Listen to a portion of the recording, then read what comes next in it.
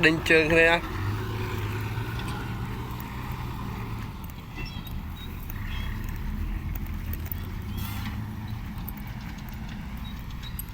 Ôi stop.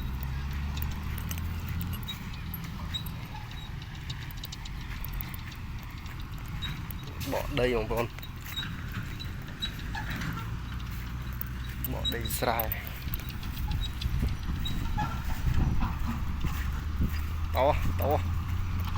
Đinh trơn to. Ôi.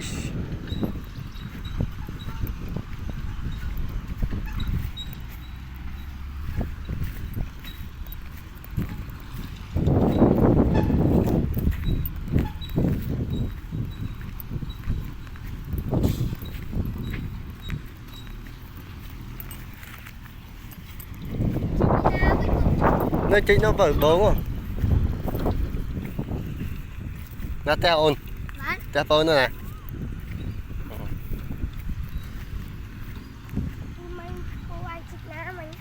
Chị nó lại cho.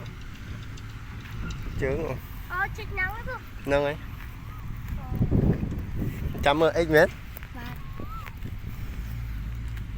Chích chờ luôn. Chị chờ thế rẻ. Bỏ. Bát. Bỏ lơ á.